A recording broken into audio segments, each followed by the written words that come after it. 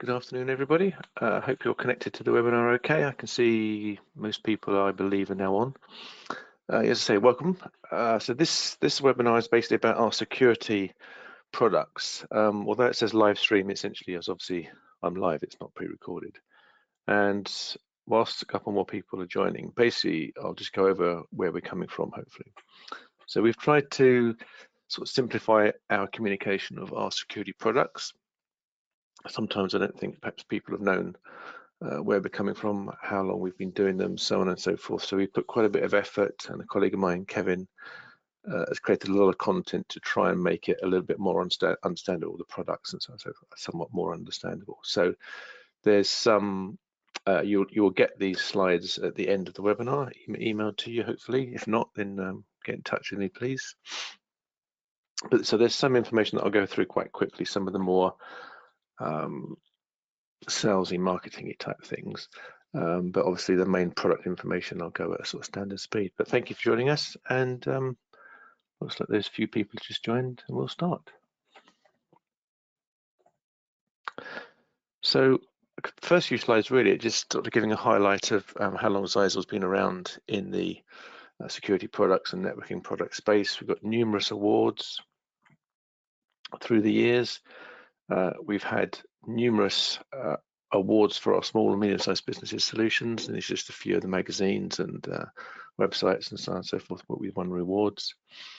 Obviously, I don't know if you've had one of our devices, you'll see there's a certain style to them. You know, they're all metal, numerous Ethernet ports, so on and so forth. But it's just a few slides if people want to cut them out themselves for their own discussions with customers. You know, what we're about, how long we've been around, so on and so forth. And the other thing, of course, although this is just about security appliances, clearly the whole portfolio of products linked together. So obviously we have the security appliances, which we're going to go over. Obviously we've got wireless solutions, wired LAN connectivity, switching and routing, obviously gateway devices as well, and network management and cloud platforms, so on and so forth. But with regards to network security, obviously you'll see this slide really is the beginning of a new kind of style of our presentation on security. So it's got that sort of red look and feel on the text and so on and so forth. And more we're going to try and stick to this kind of look and feel. But essentially, we're offering network security products specifically in the small to medium-sized business space. They've got a lot of enterprise features, but at a small and medium-sized business price point. And we've been doing this for an awful long time. Excuse me, this is quite a useful slide if you need to discuss with your customers how long we've been around. The ICSA Lab's been around for many, many years. It was an independent company. It's still an independent division of Verizon in the US, and its existence is all to do with certifying security devices and so on and so forth. Now we've been continually certified by them over all these years. So basically products go off to be certified by ICSA Labs for security excellence. And as I said, so this is a good sign of how long we've been around in the market if you need to discuss that with your customers. We don't pretend to know everything, and obviously we've been leveraging security specialists and security partners for a long while now. These are just a few of them. We've got a new and expanded relationship with McAfee over the last year. So we take a lot of their global and platform-based. So we have global cloud platforms, and we have on-premise security engines that are running in our devices and running in the cloud. We also take solutions from Webroot. We take very sophisticated sort of zero-day threat solutions, which I'll come to much later on by a company called Lastline. And we have UTM capabilities and antivirus from people like Trend Micro and Bitdefender. So what I'm saying is we bring together leading partners in the security space, integrate them into our solutions. So we're offering, you know, very high-end enterprise-grade solutions, but within a more cost-effective small to medium-sized business space. The next few slides are aiming to be sort of product family agnostic, really, just describing the kind of features that are in most of the security devices. Obviously, you can pick and match them as required, but obviously, we've got features like VPN High Availability, as you can see here. So by having 2 VPN connections up and running, if one goes down using high availability, you can still maintain your site-to-site connectivity. Most, if not all, of the devices have WAN load balancing, so they will have multiple WAN ports, which can be used in an active-active or active-passive failover mode. The higher end devices that you go to, they also have the ability to load balance, but creating bandwidth policies and so on and so forth. So part of the sort of the WAN load balancing also includes multi-WAN and mobile broadband. So most of the devices have, as I said, multi-WAN ports. They also have USB if you want to use a USB 4G dongle. In truth, I'd probably say that's becoming less and less popular in terms of people who tend to use now external 4G and obviously soon 5G devices, routers, and then they just plug those devices into the second WAN port of the device, because particularly if the actual security device itself is indoors or it's not getting good 4G coverage. Whereas nowadays, by using an external 4G device that you either mount outdoors, you can get some amazing 4G speeds, let alone the 5G speeds. We also, obviously, part of the VPN High Availability uses virtual tunnel interface mechanisms, which is really a sort of a software feature to enable VPN High Availability. Other aspects that are on all the firewalls, basically, obviously, SSL VPN for secure access. That's available on the Windows and Mac. It's very easy to set up. You can punch through most sort of hotels and sort of cafes that might have certain firewalling on. We also support the level 2 tunneling protocol over the IPsec suite. Obviously, we have site-to-site IPsec functionality as well. We also have some additional sort of simplified configuration wizards. Obviously, some people that are maybe not networking experts, site-to-site VPNs can be quite involved. We've put wizards in the configuration GUI to help make configuration of VPNs simple. And obviously, we use modern and secure protocol suites and hashes and so on and so forth that aren't susceptible to hacking. Then the last few sort of areas of functionality, as I mentioned earlier on, we leverage relationships with people like Bitdefender to enable antivirus scanning. We have content filtering solutions. We've got layer 7 application intelligence, so you can control applications and block them and so on and so forth, and control their bandwidth. And then some of the devices have geographical IP enforcement, so you can do things that I'll describe later on, but obviously, let's say you don't want any network connectivity access from Russia or China, something like that. Apologies to pick on those countries. In the higher end devices, we have what we call sandboxing and machine learning, which we'll come to later on. So that's really to help with the sort of the zero-day threats and the evolving threats that are very hard to detect. More and more that's becoming prevalent, and we have solutions to deal with that. We also have botnet and malware blockers. So these are special cloud query engines that know what the current botnet and malware systems that are out there that are live, that are up and running, so we can block them straight away. And obviously we've got intrusion protection, like the classic UTM functionality for analyzing network traffic for basically invalid activities and unknown attack patterns. And then we have what we call on higher end device a reputation filter. Basically, there's a view that a lot of the current real-time activity happens to be from fairly well-known addresses currently. So this uses a lot of the activity that is known by various monitoring probes that are put at various key points on the internet. And you find that if you enable the reputation filter, you can block out a huge amount of the hacking attempts simply by blocking these active hacking IPs. It's a very simple but very effective system to have in place. The other thing that a lot of our security devices do is they can manage on-premise wireless access points if you wish to use that. Obviously, some people that are using Nebula, that's one way, but you can, if you prefer to have an integrated on-premise Wi-Fi management solution, you can use these security devices to manage the access points. And some of the devices also have hotspot management. So basically, it's a solution with a printer that you can print out a ticket to give somebody temporary Wi-Fi access. Finally, but by no means least, obviously on the products we have link aggregation. So that's essentially trunking multiple physical Ethernet ports for high availability. When you reach a certain point in a model range, which tends to be a little bit more higher end, we have a feature called High Availability Pro. And essentially what that does, that takes two identical devices. They have a heartbeat Ethernet cable between them. Basically, that gives you an active passive seamless failover mechanism. So if you've got a high availability requirement in a data center or a high-end office or something like that, and you can't afford to be down, you get two devices, put them into high availability mode, and if one of them fails, it just switches over to the passive device seamlessly. And this is in lockstep, so you won't lose voice over IP calls or anything like that. That's how in step it actually is. Excuse me a second. The other thing is that we can do Ssl Packet Inspection with appropriate certificates installed, so you can interpret, so you can catch SSL traffic, decrypt it, analyze it, and then obviously re-encrypt it on the way out again. And then for obviously integration with on-premise Windows servers or other servers, we've got Radius and Active Directory integration. So basically, even using cloud Active Directory, you can basically link into your user database, so you can authenticate users against your company's policy and authentication mechanisms. One of the new features that we are going to that we already introduced on our what's called the Usg Flex range, is a feature called Express Mode.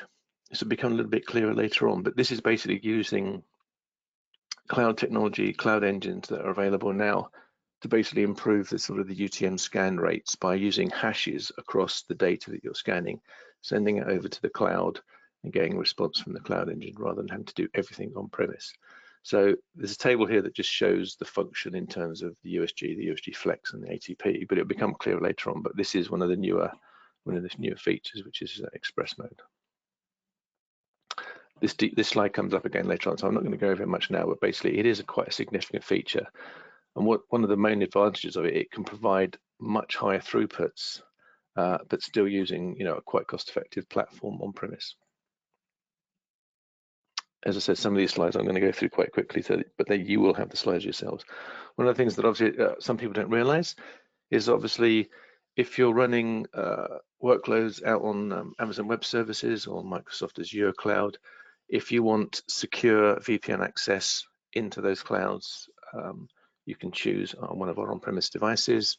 They are certified by AWS and Microsoft. It's one of the few brands in the world that's got such certification. So, if you've got an office and you're using cloud-based services, you can use our devices to give you direct VPN connectivity into AWS or Microsoft Azure. And then here's the start of the new format of slides that hopefully simplify things a bit. So it's got that same kind of red look and feel, and the gentleman on the left-hand side. So basically, one of the classic problems that people have said to us is that just understanding the different types of firewall and network security devices that we've got. So we're going to, as it says here, simplicity, flexibility, and ultimate. Now, the simplicity is if you like, traditional standard VPN series firewall. So that's, if you like, a standard firewall of many years ago. So it's got a state engine in it, it's got blocking, network address translation, so on and so forth, but not sophisticated features. Obviously, it's got site-to-site VPNs, and you can use it for remote access, but its aim is simplicity. If you then want flexibility and increased services and the start of higher end security, you would look at the Usg Flex series. If you want the ultimate in security, you then want the ATP series devices. That's the advanced threat protection. But you'll see the differences coming up in a table in a second. Here it is. So, as I said, all of the devices have a core set of features, which I've just gone through earlier on. And obviously, as you go up in capabilities, you'll see that the additional features are included in the product. So you can see that essentially the difference really between the Usg Flex and the ATP is to do with some of the features that are to do with dealing with zero-day threats and so on and so forth, which is in the sandboxing solution, which you'll see is enabled within ATP. And then there's the IP reputation filter and some additional DNS capabilities which are in there. And there's some licensing differences as well. But you can see that as you go from left to right, from simplicity to ultimate, that the capabilities go up as you would expect. But hopefully these kind of slides and presentations will enable you to go over the differences between the 3 product sets, basically. So first of all, in the simplicity, is the VPN series. As I said earlier on, they all have wireless controllers. One of the features that the VPN does have, beyond just straightforward firewalling VPN, it does have a content filter if your sites would require that. Now, it does require a license beyond the initial purchase, but it does have content filtering. I'm not going to mention it here, but the VPN product family with an appropriate license does provide SD-WAN functionality. But I'm not going to go over that here. That's for another day. They do have, when you get to a certain point, device high availability, as I mentioned. So if you do have a critical requirement and you get a matched pair, put a heartbeat cable between the 2 of them, that gives you high availability. When you move on to the next product family, which is the flexibility family, which is the Usg Flex, basically, not only are these devices running on new hardware, you've got much higher performance. They also have wireless controller functionality, as I mentioned earlier on. They've now got the enhanced UTM capabilities, including the counterterrorism lists that are now built in.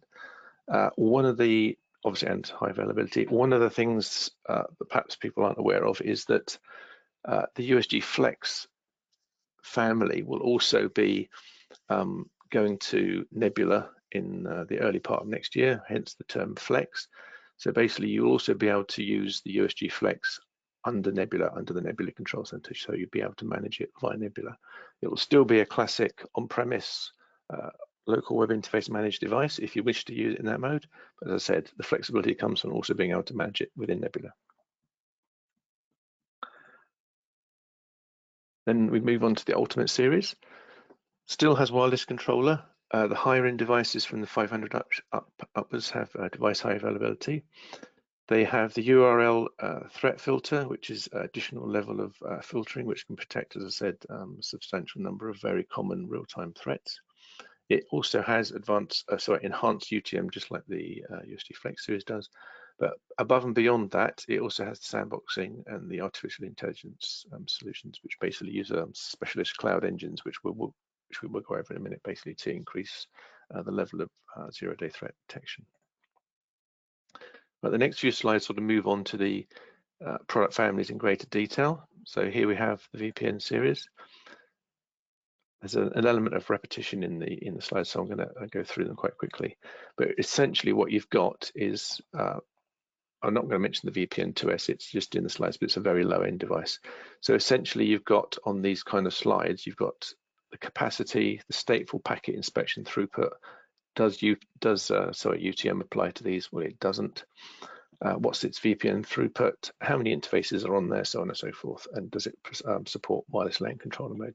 So the idea of these slides is just to simply help you choose the type of device you would need given the requirements. So you would find the internet link speed that you've got.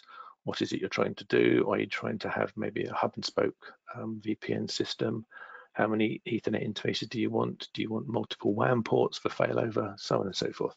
You can also see that some of the things in here are, excuse me, we offer, an SFP on the WAN port. Do you need 2 of those? That sort of thing. So understand what your customer's requirements are and then match it against the device itself. The SD-WAN comment is just to say that you can use this in an SD-WAN solution if required.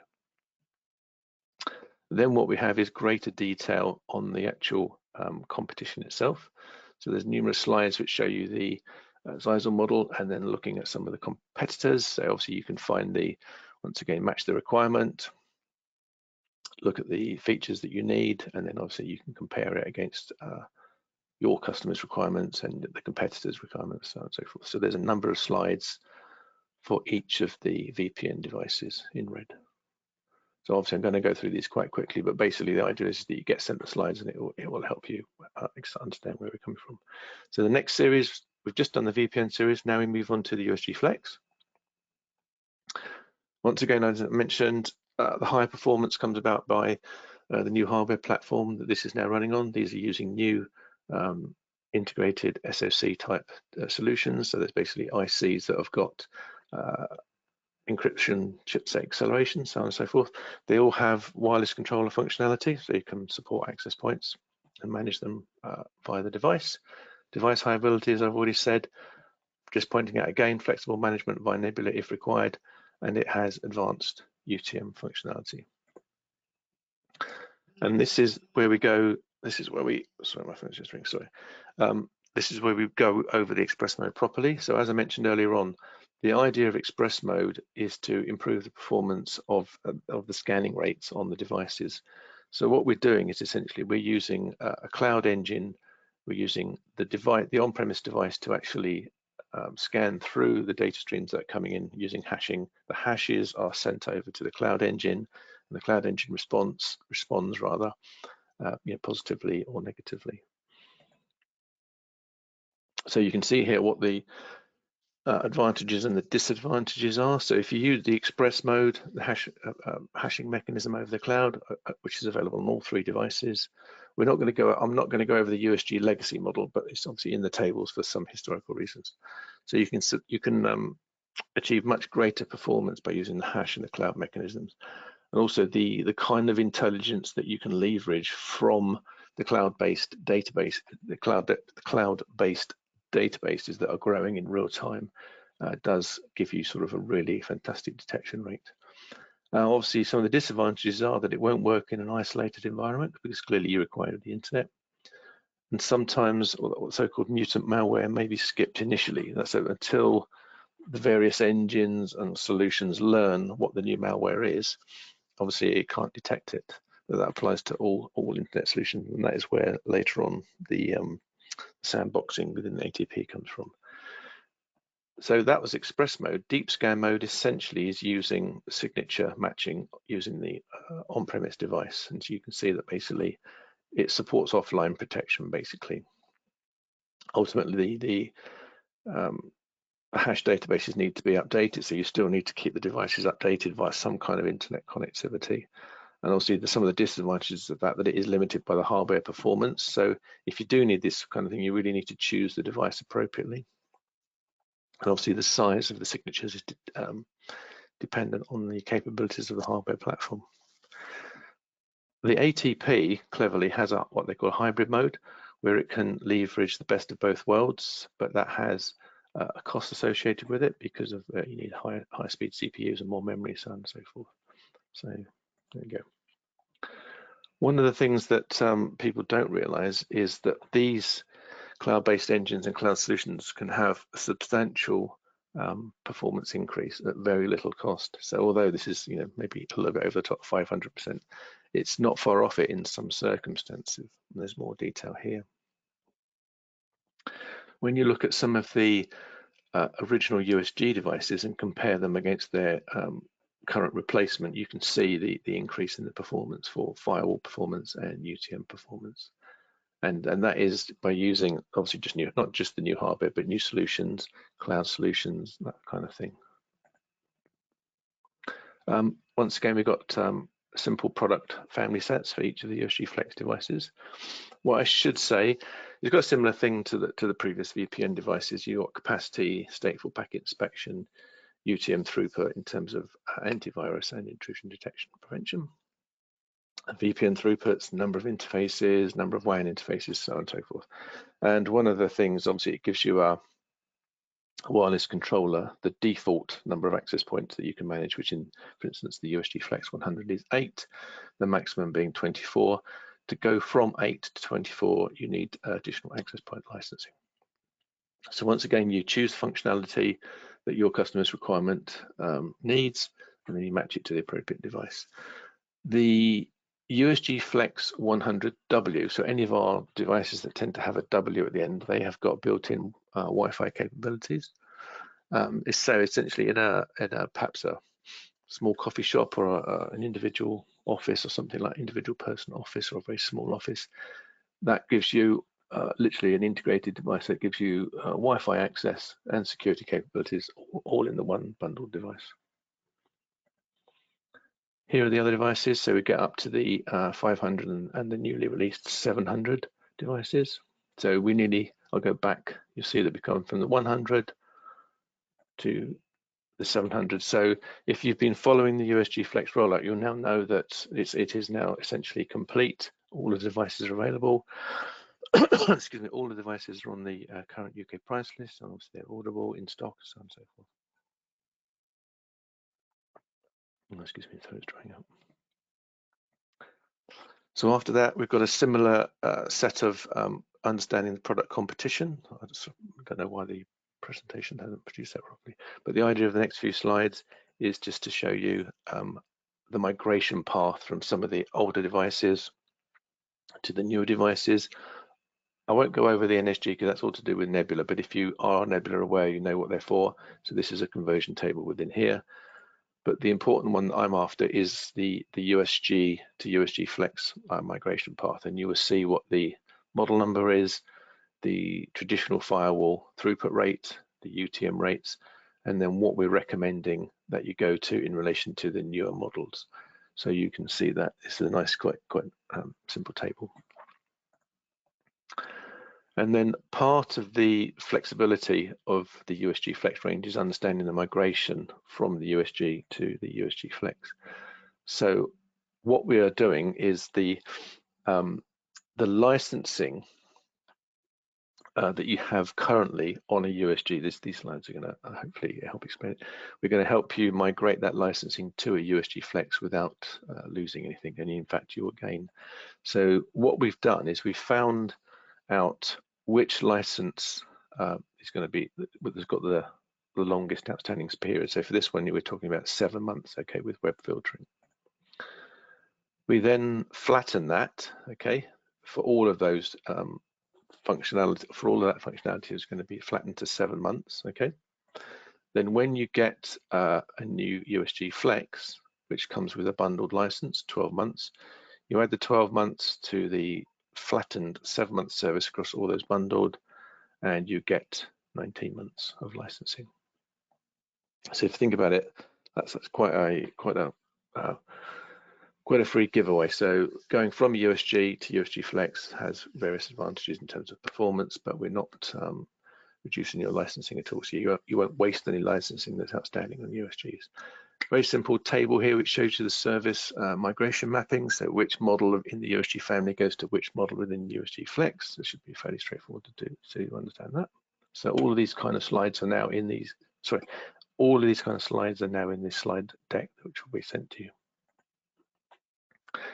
Then we move on, as before, to the Usg Flex competition matrix, which I'll go through quite quickly once again. So once again, you can see and compare against what your opportunity is or what the competition is quoting for, so on and so forth, and then hopefully that'll help you match which model you should choose for your customer or what your quote is. So each of the models is in there on the individual slide. Then, so that's the flexibility range. Now we move on to the advanced threat protection range, which is the ultimate. That's the ATP series.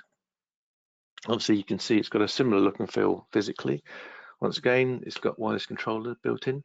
It has device high availability pro mode from the ATP 500 model and up onwards.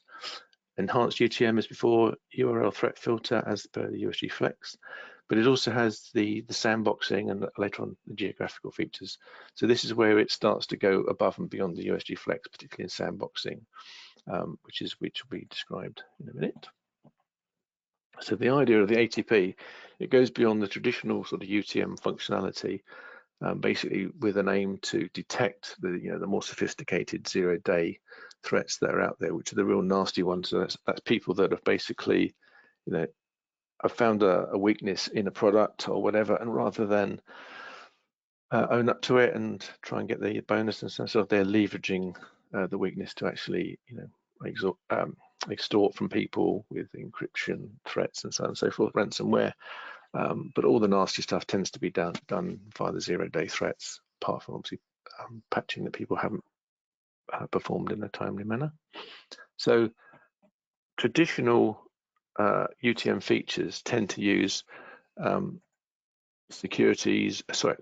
hashes, databases, and so on and so forth. And what you essentially have is a series of databases out there, and there's content which is good, which is probably good, And then there's other content via reputation and heuristics and stuff that you know is very suspicious and it's obviously bad. The difficulty comes with these kind of traditional mechanisms. How do you work out those threats that are in somewhat grey? You know, it could be good, it's just completely unknown, or it looks very suspicious. How do you actually deal with that? And this is where the sandboxing solution comes into its own. What it does, basically, it groups these kind of middle area threats and has a mechanism which is just coming up to deal with it. So as it says here, the zero-day threats are much more sophisticated, much more difficult to detect, and the traditional heuristics and signature-based mechanisms, you know, they just don't work. They can't be applied. So you could have a threat which is allowed through and does a huge amount of damage. So what the Cloud Intelligence Engine does, it identifies these incoming threats that are in that grey area. It uses real-time analytics that are going on in a cloud database, basically to identify these unknown threats. It doesn't do anything about them instantly, but it does know that they are unknown. And then what it does is it has machine learning, as it says here, and some special AI patterns to actually grow the knowledge of these unknown threats as time goes by. It might be easier in the next slide. So essentially, the blue dome in the middle is a cloud engine out on the internet. So basically, the unknown threats come in, they go into the special sandboxes, and what they do is they look at the attachments or the executables or whatever that come in, and they take them apart. So if it understands something, then obviously it can go straight out down the green route.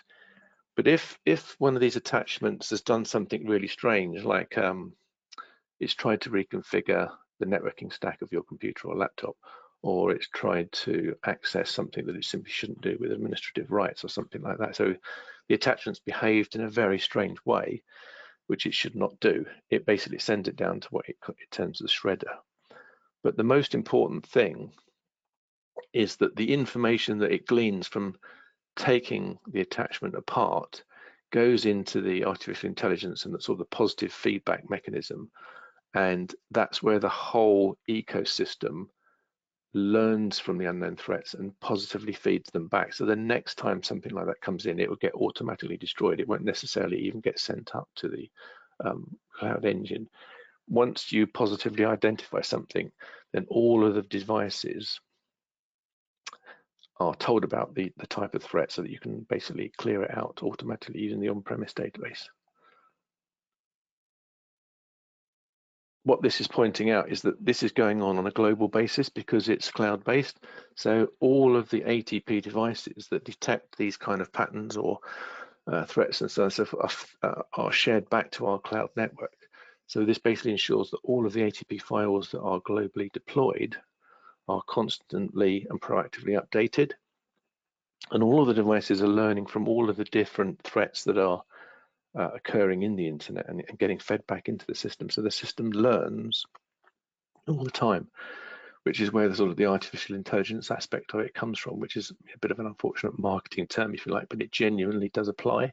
The system, you know, is global based and it's learning all the time.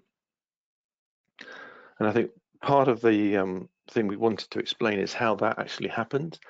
And as I said earlier on, what we do is we leverage solutions that are used in enterprise space, and one of those is essentially a product from Last Line, and it has a very highly regarded what they call security effectiveness against breach detection and zero-day threats, so sandbox solutions basically. And this slide is perhaps somewhat better, but it shows you that Last Line is very high up in its security effectiveness, and also very cost effective from the total cost of ownership per what they call here protected megabytes per second. So you can see that if you had a Cisco solution, it's not quite as effective as the Last Line solution, but its cost is phenomenal. So we have leveraged Last Line and various other engines, as I said, but they are cost effectively available via our cloud solutions and new on-premise devices to provide those solutions to small and medium-sized businesses. So then we move on to the definition of each of the ATP products, and once again, I won't go over it, but you can see how you can scale your choice from your customer's requirement. We also have an ATP 100W, just as we have a Usg Flex 100W. You can see how similar they look. So that's an integrated wireless. One of the things I should point out is the licensing on an ATP is what's called a gold security pack, and basically it's an integrated license. Everything is in the one license, the gold security pack, and that gives you the maximum of every feature, including the maximum number of wireless LAN access point controller functionality. So that's just worth bearing in mind. The licensing is slightly different to the Usg Flex. You can split your licenses out on the Usg Flex. As you can see here, throughputs, scan rates, number of interfaces, so on and so forth. So make the appropriate choice. Then we also have the competition matrix for the ATP against the various competitors and what your requirement is. So I'll go through those quite quickly. So it's all on here, all on the slides. Hopefully it should be nice and easy to make your choice.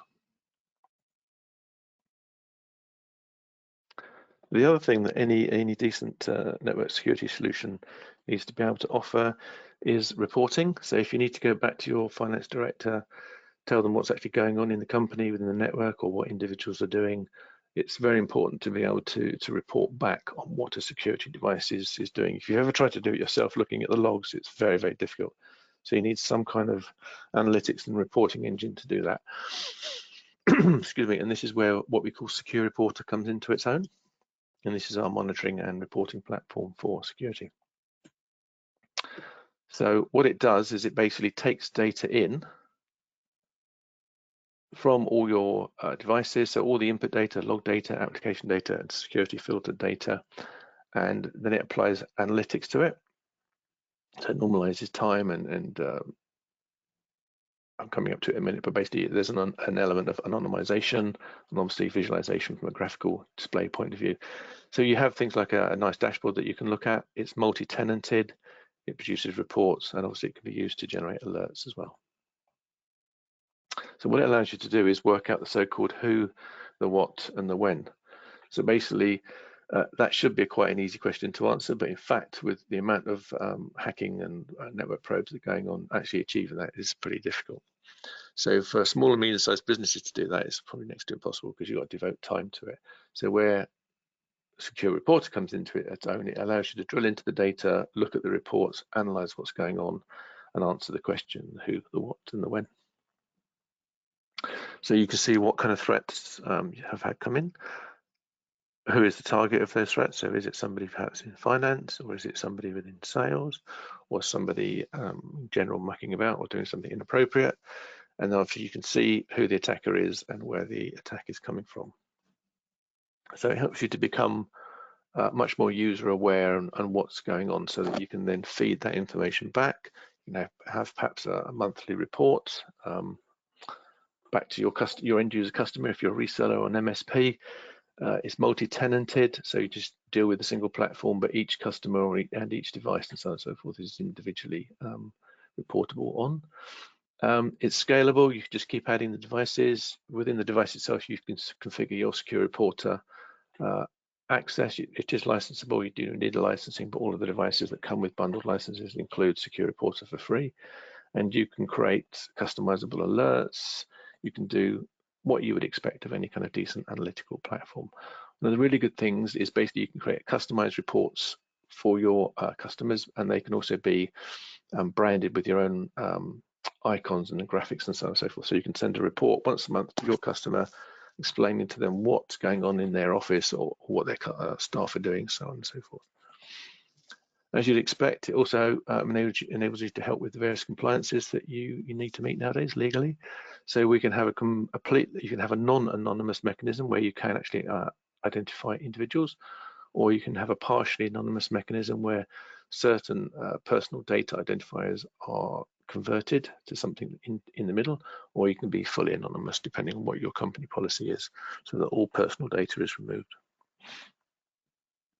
If you want to give this a try, you can go to the Secure Reporter website. There's normally a demo version. The account details are actually on, so if you go to that URL, you'll find there's a demo account that you can log in on and have a play.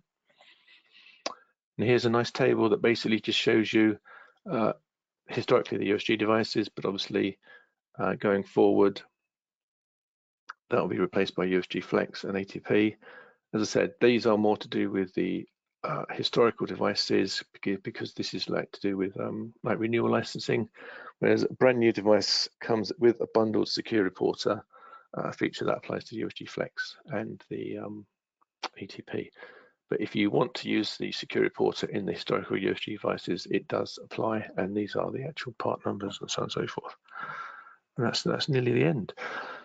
What I have been trying to point out lately is obviously network security devices are pretty critical devices, and hence you really want fairly fast turnaround warranty on the devices. We have what we call our advanced replacement service, which is in red here. You see that basically for a gateway, which is a security device, that part number is a 4-year next business day replacement uplift. To be honest, you'd be mad not to include it in an order because it's about £35 to uplift the warranty, and that will give you, as it says, the next business day replacement device. Rather than have to return the device, it gets checked out as being faulty, then a replacement device gets sent to you, and that could take sort of 5 to 10 days. You know, you simply can't wait for a security device to be replaced. It needs to be sorted out promptly. There's obviously I just made a comment, which is essentially what this blog post it goes on to discuss. If you want to have a look at it, essentially in the new year, as I said, the Usg Flex models will be supported under Nebula, and that's essentially what this is saying. So you can have a read about that. I haven't gone into deliberately the Nebula security gateways. If anybody does want to get back to me privately, but the Nebula solution set tends to get dealt with via Nebula webinars. That's why I haven't gone near it. But basically, the Usg Flex and the Nebula security gateway are going to be one and the same. So, if anyone's got any questions, I'm going to hang around now for 10 minutes or so. I always mention at the end of the presentation our Msp Evolve program. So basically, if you feel you are an MSP and you're interested in creating services for your customers, please go to this particular website, the msp.ssl.com, sign up to the program there, and you will then go through some webinar training and a Nebula certification, and then you can get your MSP partnership status, which is well worth doing. So thank you very much indeed, everybody. I will hang around, as I say, for answering any questions, as I can see there's a few. Thank you very much for attending. I hope it's useful. I hope the slides are useful for you. And if you have got any further questions beyond today's questions, just ping me an email. So my email address is nigel.canning, C-A-N-N-I-N-G, @ssl.co.uk. Thank you very much.